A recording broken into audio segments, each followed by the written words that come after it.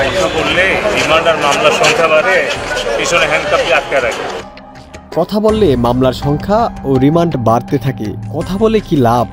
আদালত প্রাঙ্গণে দাঁড়িয়ে এসব অভিযোগ করেছেন সাবেক আইসিটি প্রতিমন্ত্রী জুনায়েদ আহমেদ পলক। কথা বলার অধিকার কি আমাদের আছে? সোমবার ঢাকার মেট্রোপলিটন সিনিয়র স্পেশাল জজ আদালত প্রাঙ্গণে তিনি এ মন্তব্য করেন। এদিন দুর্নীতি দমন কমিশনের করা মামলায় পলককে দুপুর 12টার পর কাশিমপুর কারাগার থেকে আদালতে হাজির করা হয়। এরপর তাকে সিএমএম আদালতের হাজতখানায় রাখা হয়। সেখান থেকে দুপুর 1:45টার দিকে প্রিজন ভ্যানে তাকে ঢাকার মেট্রোপলিটন সিনিয়র স্পেশাল জজ আদালতে হাজির করা হয়। প্রিজন ভ্যানে থাকা অবস্থায় লোহার জানালার কাছে গিয়ে হাতের ইশারায় হাসি মুখে সালাম দেন পলক। এরপর উপস্থিত সাংবাদিকদের বলেন, কথা বললে মামলা ও রিমান্ডের সংখ্যা বাড়তে থাকে, কথা বলে কি লাভ? আমার জন্য দোয়া করবেন।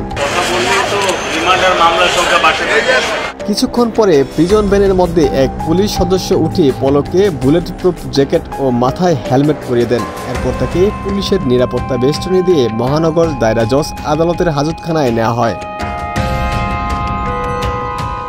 হাজতখানায় নেওয়ার পথে পলক আবারও বলেন, কথা বললে মামলা ও রিমান্ডের সংখ্যা বাড়তে থাকে, পেছনে হ্যান্ডকাপও দেওয়া হয়।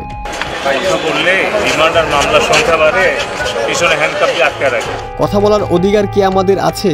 এখন পর্যন্ত আমাকে 78টি মামলা আসামি করা হয়েছে।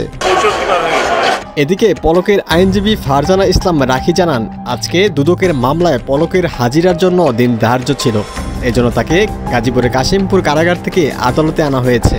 আসামি জুনায়েদ আহমেদ পলককে গ্রেপ্তার দেখানোর জন্য পলক কোনো ডিভিশন পাচ্ছেন না বলে অভিযোগ করে এই আইনজীবী বলেন, কাশিমপুর কারাগারের 4 নম্বর সেলে তাকে হাই সিকিউরিটির মধ্যে রাখা হয়েছে, কোনো প্রকার ডিভিশন দেয়া হচ্ছে না, তার ফ্যামিলির সঙ্গে যোগাযোগ পর্যন্ত করতে দেয়া হচ্ছে না, সাধারণ কয়েদিদের মতো তাকে রাখা হচ্ছে। দেশের খবর জানার জন্য অখ্যাত 4টি পত্রিকা তাকে দেয়া হয়, জাতীয় কোনো পত্রিকা দেয়া হচ্ছে না। মূলত সেখানে ডিভিশনের ব্যবস্থা নেই বলে জানান তিনি।